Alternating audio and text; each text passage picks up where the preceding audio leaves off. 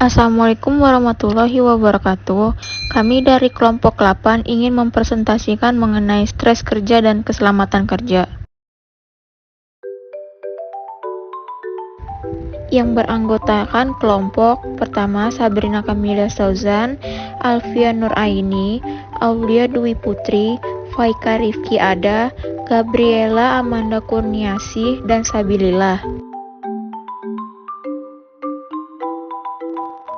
Materi pertama yang akan kita bahas adalah tentang stres. Stres adalah satu abstraksi. Orang tidak dapat melihat pembangkit stres atau stresor. Yang dapat dilihat ialah akibat dari pembangkit stres. Menurut Dr. Hans Selye, Guru Besar Emeritus Purnawirawan dari Universitas Montreal dan penemu stres. Sebagai seorang ahli faal, ia terutama tertarik pada bagaimana cara stres mempengaruhi badan. Ia mengamati serangkaian perubahan biokimia dalam sejumlah organisme yang beradaptasi terhadap berbagai macam tuntutan lingkungan. Rangkaian perubahan ini ia namakan General Adaptation Syndrome yang terdiri dari 3 tahap. Tahap pertama ada alarm, yaitu tanda bahaya. Organisme berorientasi pada tuntutan yang diberikan oleh lingkungannya dan mulai menghayatinya sebagai ancaman. Tahap ini tidak bertahan lama. Yang kedua, resistance atau perlawanan. Organisme memobilisasi sumber-sumbernya supaya mampu menghadapi tuntutan. Jika tuntutan berlangsung terlalu lama, maka sumber-sumber penyesuaian ini mulai habis dan organisme mencapai tahap akhir, yaitu exhaustion atau kehabisan tenaga. Jika diterapkan, maka sindrom adaptasi umum dari Selye dapat diuraikan secara singkat sebagai berikut. Jika seseorang untuk pertama kali mengalami situasi penuh stres, maka mekanisme pertahanan tubuh diaktifkan. Kelenjar-kelenjar mengeluarkan atau melepaskan adrenalin, erotison perubahan yang terkoordinasi berlangsung dalam sistem syaraf pusat atau tahap alarm. Jika exposure atau paparan terhadap pembangkit stres bersinambung dan badan mampu menyesuaikan, maka terjadi perlawanan terhadap sakit. Reaksi badania yang khas terjadi untuk menahan akibat-akibat dari pembangkit stres atau tahap resistance. Tetapi, jika paparan terhadap stres berlanjut, maka mekanisme pertahanan badan secara perlahan-lahan menurun sampai menjadi tidak sesuai dan satu dari organ-organ gagal untuk berfungsi sepatutnya. Proses pemunduran ini dapat mengarah ke penyakit dari hampir semua bagian dari badan atau tahap exhaustion.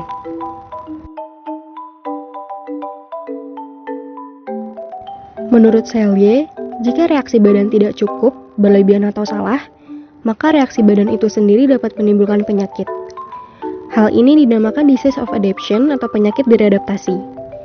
Karena penyakit-penyakit tersebut lebih disebabkan oleh reaksi adaptif yang kacau dari badan kita daripada oleh hasil yang merusak langsung dari penimbul stres.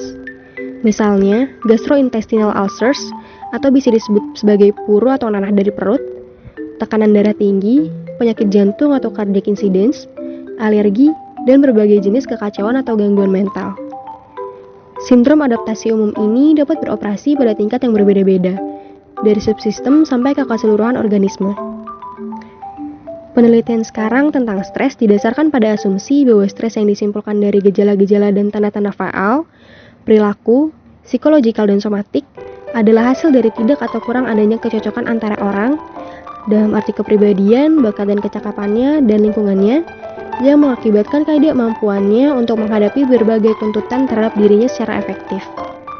Menurut Fincham and Rhodes, 1988. Pada umumnya, kita merasakan bahwa stres merupakan suatu kondisi yang negatif, suatu kondisi yang mengarah ke timbulnya penyakit fisik ataupun mental, atau mempengaruhi perilaku yang tak wajar.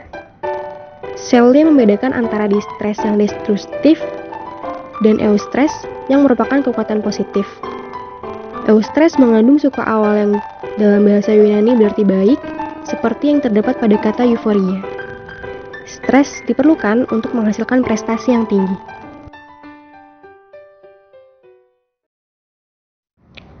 Makin tinggi dorongannya untuk berprestasi, makin tinggi tingkat stresnya dan makin tinggi juga produktivitas dan efisiensinya. Stres dalam jumlah tertentu mengarah ke gagasan-gagasan yang inovatif dan keluaran yang konstruktif. Seseorang yang bekerja pada tingkat optimal menunjukkan antusiasme, semangat yang tinggi, kejelasan dalam berpikir atau mental clarity, dan pertimbangan yang baik. Jika orang terlalu ambisius, memiliki dorongan kerja yang besar atau jika beban kerja menjadi berlebih, tuntutan pekerjaan tinggi, maka unjuk kerja menjadi rendah lagi. Stres menguras kesehatan orangnya dan juga kekuatannya.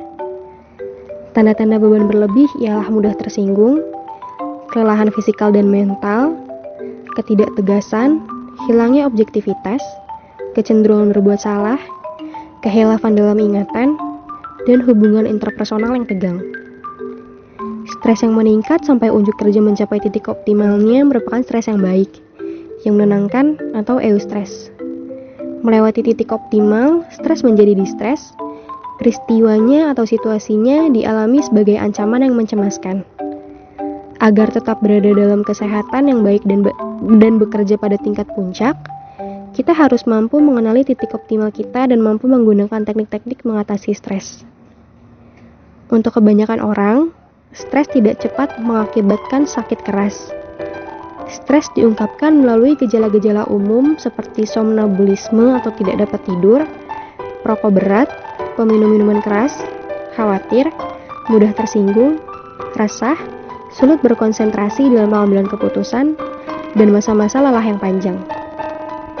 Keadaan ini bagi seseorang dapat menghasilkan penurunan dalam unjuk kerjanya, bagi orang lain hanya sampai dapat dirasakan sebagai gangguan bagi orang lain di sekitarnya.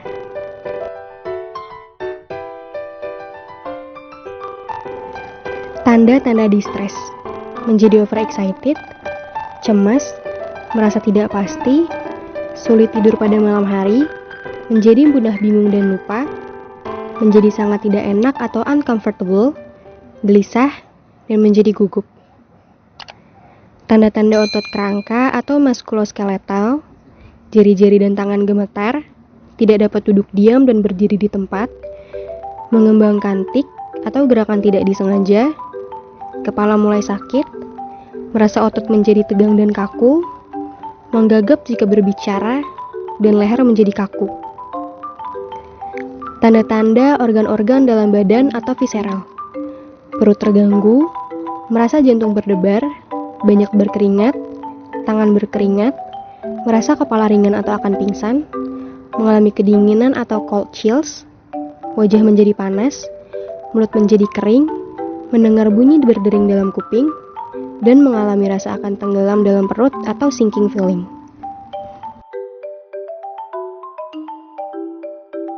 Pembangkit stres. Setiap aspek di pekerjaan dapat menjadi pembangkit stres. Tenaga kerja dalam interaksinya di pekerjaan dipengaruhi pula oleh hasilnya interaksinya di tempat lain, di rumah, di sekolah, di perkumpulan, dan sebagainya.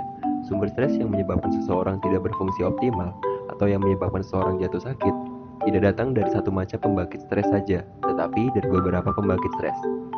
Sebagian besar dari waktu manusia bekerja, karena itu di lingkungan pekerjaan mempunyai pengaruh yang besar terhadap kesehatan seseorang yang bekerja. Faktor-faktor di pekerjaan yang berdasarkan penelitian yang dapat menimbulkan stres dikelompokkan dalam 5 kategori besar, yaitu faktor intrinsik dalam pekerjaan, peran dalam organisasi, pengembangan karir, hubungan dalam pekerjaan, serta struktur dan iklim organisasi. Faktor-faktor intrinsik dalam pekerjaan. A. Tuntutan fisik. Kondisi kerja tertentu dapat menghasilkan prestasi kerja yang optimal. Di samping dampak terhadap prestasi kerja, kondisi kerja fisik memiliki dampak juga terhadap kesehatan mental dan keselamatan seorang tenaga kerja.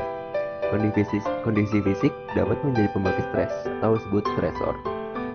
Pertama, bising. Bising dapat menimbulkan gangguan sementara atau tetap pada pendengaran kita. Juga merupakan sumber stres yang menyebabkan peningkatan dari kesiagaan dan keseimbangan psikologis kita dan akhirnya memudahkan timbulnya kecelakaan.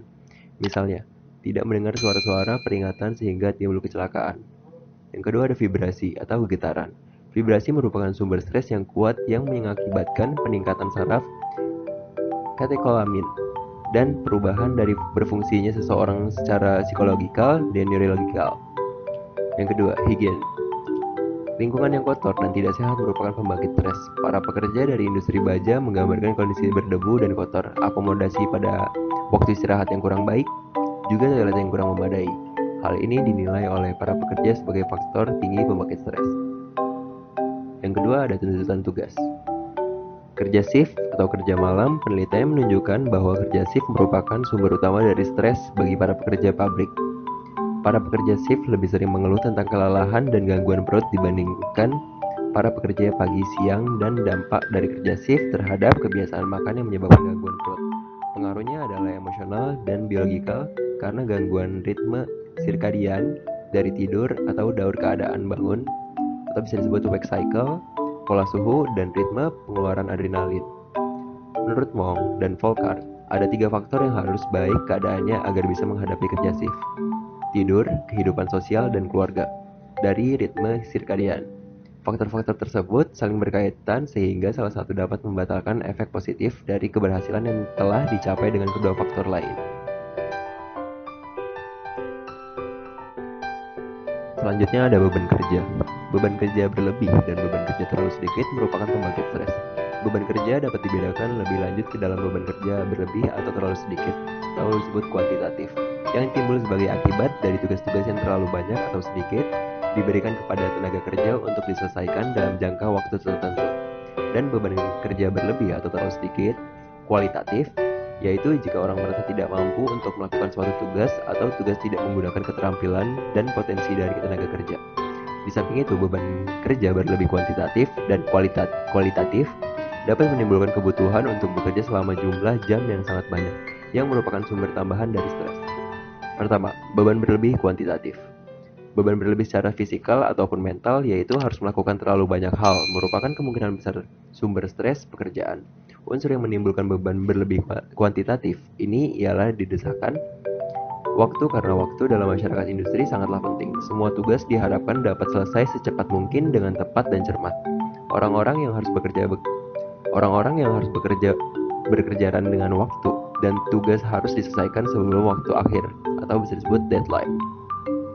Pada saat-saat tertentu, deadline justru dapat meningkatkan motivasi dan menghasilkan prestasi kerja yang tinggi. Namun apabila desakan waktu menyebabkan kesalahan atau menyebabkan kondisi kesehatan seseorang berkurang, maka ini merupakan cerminan adanya beban berlebih kuantitatif. Yang kedua, beban terlalu sedikit kuantitatif.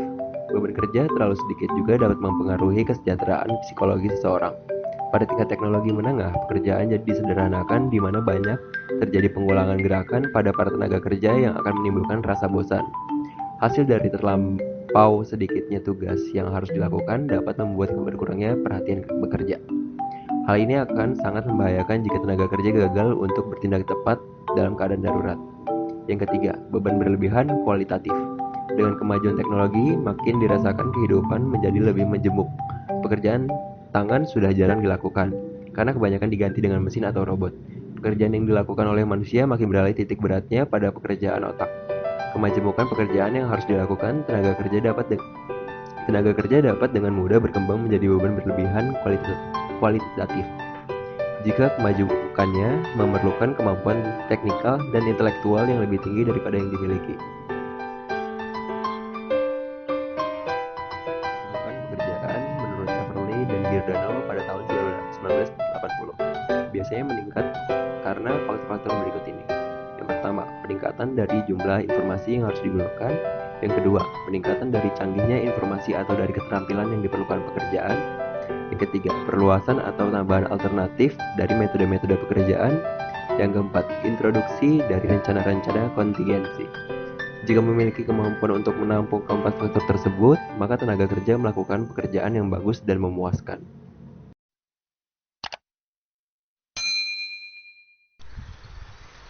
Selanjutnya, yang keempat,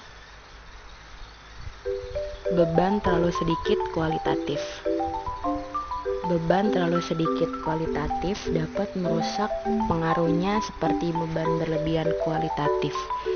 Dalam hal tenaga tidak diberi peluang untuk menggunakan keterampilan yang diperolehnya atau untuk mengembangkan kecakapan potensial secara penuh. Beban terlalu sedikit yang disebabkan kurang adanya rangsangan akan mengarah ke semangat dan motivasi yang mudah untuk kerja. Suherland dan Cooper 1988. Kelima, beban berlebihan kuantitatif dan kualitatif. Proses pengambilan keputusan merupakan satu kombinasi yang unik dari faktor-faktor yang dapat mengarah ke berkembangnya kondisi-kondisi beban berlebihan kuantitatif dan kualitatif pada waktu yang sama. Proses pengambilan keputusan mencangkup membuat pilihan antara beberapa kemungkinan atau alternatif.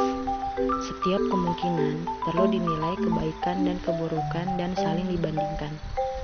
Faktor-faktor berikut ini menentukan derajat besar stres dalam proses pengambilan keputusan. Everly dan Giordano, 1980. Yang pertama, pentingnya akibat-akibat dari keputusan. Kedua, derajat kemajemukan keputusan. Ketiga, kelengkapan informasi yang dimiliki. Keempat, yang bertanggung jawab terhadap keputusan. Dan yang terakhir, kelima, jumlah waktu yang diberikan untuk proses pengambilan keputusan.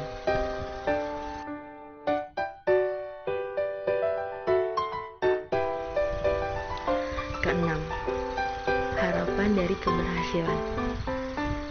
Harapan akan keberhasilan merupakan faktor yang ikut menentukan besar kecilnya stres.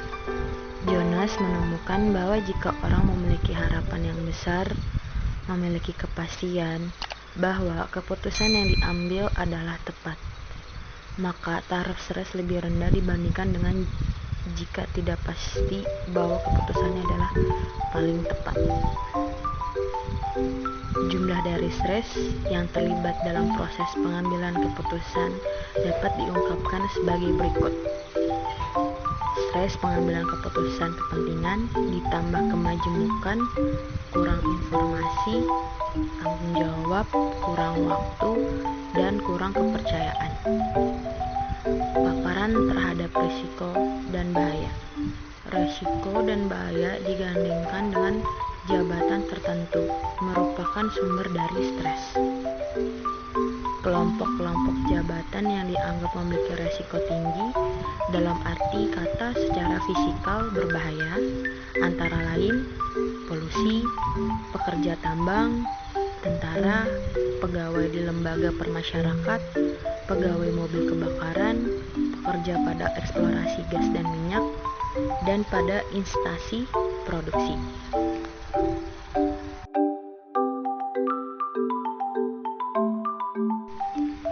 Lalu di sini ada peran individu dalam organisasi. Tenaga kerja tidak selalu berhasil untuk memainkan perannya tanpa menimbulkan masalah. Kurang baik berfungsinya peran yang merupakan pembangkit stres. Yang akan dibicarakan di sini ialah konflik peran dan ketaksaan peran. A. Konflik peran. Pertama, pertentangan antara tugas yang harus ia lakukan dan antara tanggung jawab yang ia miliki. Kedua, tugas yang ia lakukan yang menurut pandangannya bukan merupakan bagian dari pekerjaannya. Ketiga, tuntutan yang bertentangan dari atasan, rekan, bawahannya, atau orang lain yang dinilai pentingnya bagi dirinya. Keempat, pertentangan dengan nilai-nilai dan keyakinan pribadi sewaktu melakukan tugas pekerjaannya. Miles dan Prelaut, 1976, membedakan 4 jenis konflik peran. Kesatu, konflik peran pribadi, konflik intransender, konflik intersender, dan terakhir peran dengan beban berlebih. B. Ketaksaan peran. Faktor-faktor yang dapat menimbulkan ketaksaan peran menurut Everly dan Giordano ialah ketidakjelasan dari sasaran atau tujuan kerja, kesamaan tentang tanggung jawab, ketidakjelasan tentang prosedur kerja, kesamaran tentang apa yang diharapkan oleh orang lain, kurang adanya balikan atau ketidakpastian tentang unjuk kerja pekerjaan.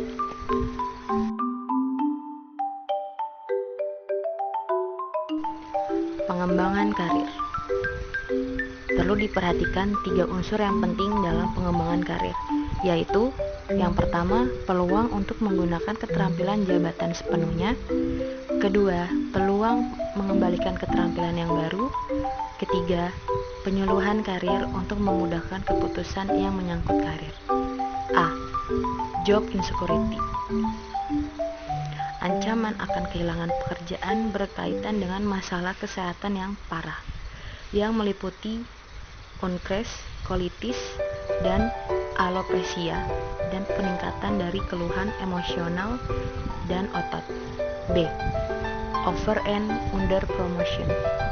Ofli dan Giordano mengajukan 3 faktor yang menyebabkan promosi dirasakan sebagai stres, yaitu ke-1, perubahan nyata dari fungsi pekerjaan, kedua, penambahan tanggung jawab terhadap manusia, produksi, dan uang, dan terakhir, perubahan dalam peran sosial yang menemani promosinya.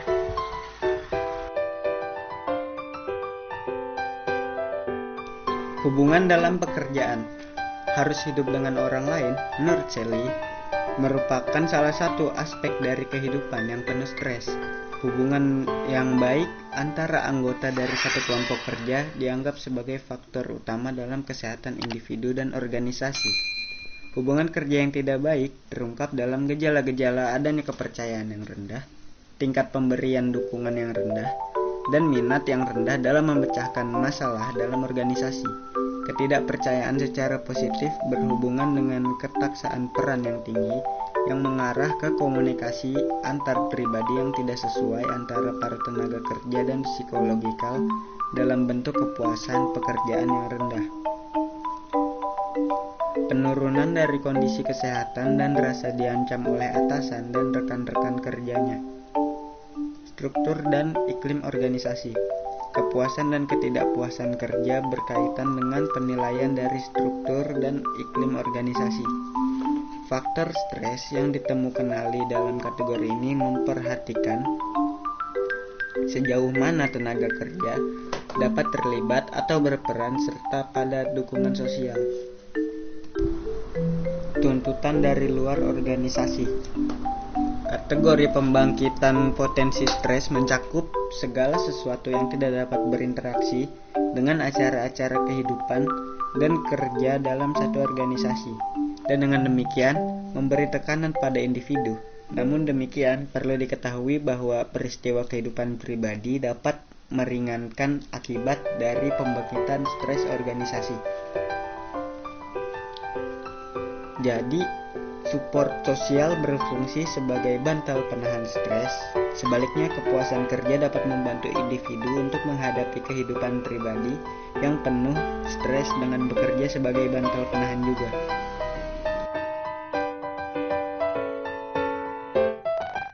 Ciri-ciri individu. Pengertian stres bukan sesuatu yang ada dalam situasi, tapi menurut pandangan interaktif dari stres ditentukan pula oleh individunya sendiri. Sejauh mana ia melihat situasinya sebagai penuh stres, reaksi-reaksi psikologis, sosiologis, dan atau dalam perilaku terhadap stres adalah hasil dari interaksi situasi dengan individunya. Mencakup ciri-ciri kepribadian yang khusus dari pola-pola perilaku yang didasarkan pada sikap, kebutuhan, nilai-nilai, pengalaman, lalu keadaan hidup, dan kecakapan. Faktor-faktor pengubah bukan merupakan perangkat pola reaksi yang tetap terhadap pembangkit stres, melainkan merupakan perangkat pola reaksi yang dipelajari.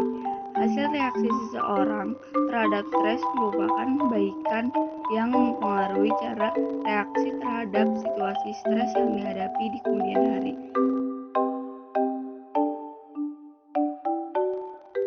A. Kepribadian. Banyak penelitian telah dilakukan untuk mencari hubungannya antara hasil tes kepribadian tertentu dengan reaksi terhadap stres atau penyakit yang berkaitan dengan stres. Mereka yang memiliki ciri-ciri aktivitas yang berlebihan, keagresifan, dan rasa bermusuhan mempunyai kemungkinan yang besar untuk mendapatkan kecelakaan. Locus of control. Konsep ini didasarkan pada teori pembelajaran sosial bahwa individu belajar dari lingkungannya melalui pembuatan model. dan pengalaman lampau. Locus of control mengacu pada derajat kendali yang diamati terhadap situasi tertentu yang diberikan. Orang yang berorientasi internal percaya bahwa keputusan dan tindakan kembali mempengaruhi hasil. Orang yang berorientasi eksternal percaya bahwa hasil lebih ditentukan oleh keputusan dan keyakinan dari orang lain atau ditentukan oleh nasib yang berasal dari kekuatan di luar dirinya. Tipe A dan tipe B, Dr. Meyer Friedman dan Dr. Ray Rosenman dari Harold Burn Institute for Cardiovascular Research di San Francisco menemukan dua pola perilaku, masing-masing terdiri dari perangkat ciri kepribadian majemuk, yaitu tipe A dan tipe B. Orang dari tipe A digambarkan sebagai orang yang memiliki derajat dan intensitas yang tinggi untuk ambis, dorongan untuk pencapaian, dan pengakuan baliknya. Pola perilaku orang tipe B digambarkan sebagai lebih menggampangkan dan santai. D. Kecakapan. Kecakapan merupakan variabel yang ikut menentukan stres tidaknya situasi yang sedang dihadapi. Jika seorang tenaga kerja menghadapi masalah yang ia rasakan tidak mampu ia pecahkan, sedangkan situasi tersebut mempunyai rasa yang penting bagi dirinya, situasi tersebut akan ia rasakan sebagai situasi yang mengancam dirinya sehingga ia mengalami stres. C. Nilai dan kebutuhan. Setiap organisasi mempunyai kebudayaannya masing-masing. Kebudayaan yang terdiri dari keyakinan, nilai-nilai dan norma-norma perilaku yang menunjang organisasi dalam usahanya mengatasi masalah-masalah, adaptasi eksternal, dan kemajuan internal. Para tenaga kerjanya diharapkan berperilaku sesuai dengan norma-norma perilaku yang diterima dalam organisasi.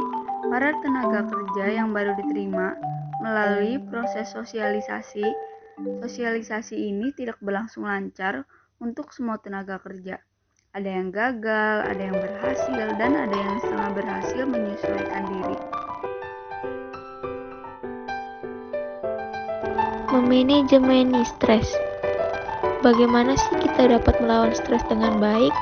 Pandangan interaktif mengatakan bahwa stres ditentukan oleh faktor-faktor di lingkungan dan faktor-faktor dari individunya. Dalam memanajemeni stres, dapat diusahakan untuk A. Mengubah faktor-faktor di lingkungan agar tidak menjadi pembangkit stres. Yang B. Mengubah faktor-faktor dalam individu agar pertama, ambang stres meningkat. Tidak cepat merasakan situasi yang dihadapi sebagai penuh stres. Yang kedua, toleransi terhadap stres meningkat, dapat lebih lama bertahan dalam situasi yang penuh stres. Tidak cepat menunjukkan akibat meruak dari stres ke badan, dapat mempertahankan kesehatan. Kerekayasaan organisasi. Faktor-faktor yang dapat menjadi pembangkit stres yang dibahas sebagai faktor-faktor dari kategori yaitu 1. Faktor intrinsik pekerjaan. Yang kedua, faktor peran dalam organisasi. Yang ketiga, faktor pengembangan karir. Dan yang keempat, faktor struktur dan iklim organisasi. Melalui analisis kerja dan kerekayasaan metode dapat dirancang pola pekerjaan baru bagi pekerjaan yang dirasakan memiliki beban berlebihan. Secara kuantitatif, banyaknya kegiatan yang dapat dikurangi, misalnya dengan penambahan tenaga kerja. Secara kualitatif dapat dikurangi derajat kemajemukan keterampilan yang diperlukan dan dapat dikurangi tanggung jawabnya juga. Kerekayasaan organisasi.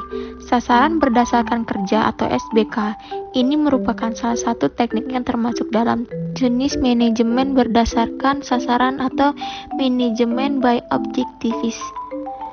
SBK terdiri dari 4 langkah yaitu Satu, menetapkan sasaran realistik bagi satuan kerjanya yang dapat dicapai dalam waktu yang dimiliki. Yang kedua, merancang perangkat perencanaan. Yang ketiga, menciptakan strategi untuk dapat mengukur keberhasilan mencapai sasaran pada akhir suatu periode tertentu. Dan yang keempat, pada akhirnya waktu yang sudah ditentukan mengukur keberhasilan mencapai sasaran-sasarannya. Manajemen waktu atau MW memiliki 3 tahap, yaitu analisis waktu, yang kedua strategi untuk mengorganisasi, yang ketiga strategi untuk follow up. Kerekayasaan kepribadian. Strategi yang digunakan adalah upaya untuk menimbulkan perubahan-perubahan dalam kepribadian individu agar dapat dicegah timbulnya stres dan agar ambang stres dapat ditingkatkan. Pada program pelatihan keterampilan yang merupakan salah satu strategi untuk meningkatkan keterampilan tenaga kerja sehingga timbul rasa percaya diri akan kemampuan untuk melaksanakan pekerjaan. Team building atau pembentukan tim, dan teknik-teknik pengembangan organisasi yang lain dapat mencegah atau mengatasi stres yang timbul karena adanya konflik. Strategi selanjutnya yang dapat dilakukan adalah dengan memberi penyuluhan jabatan kepada tenaga kerja. Jika tenaga kerja telah mengalami stres, maka psikoterapi dapat diberikan agar ia dapat berfungsi optimal kembali. Teknik penenangan pikiran. Tujuannya adalah untuk mengurangi kegiatan pikiran, yaitu proses berpikir dalam bentuk merencanakan, mengingat, berhayal, menalar, yang secara bersinambung kita lakukan dalam keadaan sadar. Jika berhasil mengurangi kegiatan pikiran sehingga pikiran menjadi tenang. Teknik-teknik penenangan pikiran meliputi A. Meditasi, yaitu konsentrasi yang merupakan aspek utama dari teknik-teknik meditasi, di mana dalam posisi tertentu tidak boleh bergerak selama jangka waktu tertentu. Yang B. Pelatihan relaksasi autogenik adalah relaksasi yang ditimbulkan sendiri dengan berpusat pada gambaran-gambaran berperasaan tertentu yang dihayati. Yang C. Pelatihan relaksasi neuromuskular adalah satu program yang terdiri dari latihan sistematik untuk melatih otot dan komponen sistem saraf yang mengendalikan aktivitas otot. Teknik penanganan melalui aktivitas fisik. Tujuan utamanya adalah untuk menggunakan sampai habis hasil-hasil stres yang diproduksi oleh ketakutan dan ancaman, atau yang mengubah sistem hormon dan saraf ke dalam pikiran mempertahankan. Dalam melakukan kesehatan fisik sebelum dan sesudah stres dapat merasakan bahwa dalam menghadapi situasi yang dirasakan sebagai rasa stres, lalu timbul suatu kesigapan umum untuk melakukan sesuatu sehingga timbul tambahan tenaga untuk melarikan diri atau melawan yang timbul sebagai akibat adanya perubahan-perubahan dalam sistem hormon dan sistem saraf. Victor Dante menekankan bahwa kebaikan dari penghamburan atau penggunaan gejala fisik dalam menghadapi stres. Menurut Everly dan Giordano, latihan fisik dapat paling baik manfaatnya jika dilakukan dalam beberapa jam setelah timbulnya stres, tetapi setiap saat dalam 24 jam masih akan tetap menolong. Aktivitas fisik juga dapat dilakukan ketika stres timbul karena aktivitas fisik memiliki preventif atau penghindaran. Selama melakukan aktivitas fisik, seluruh sistem badan dirangsang untuk bergerak dan beraksi. Lalu setelah kegiatan itu, sistem-sistemnya memantul dengan cara makin melambat, yang demikian mendorong ke relaksasi dan ketenangan. Di samping rasa ketenangan, tidak perlu menunggu untuk melakukan fisik sesudah timbul stres, yang berarti bahwa aktivitas fisik perlu dilakukan secara teratur.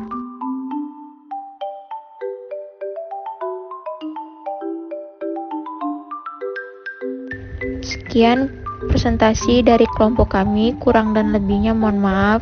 Selamat pagi, wassalamualaikum warahmatullahi wabarakatuh.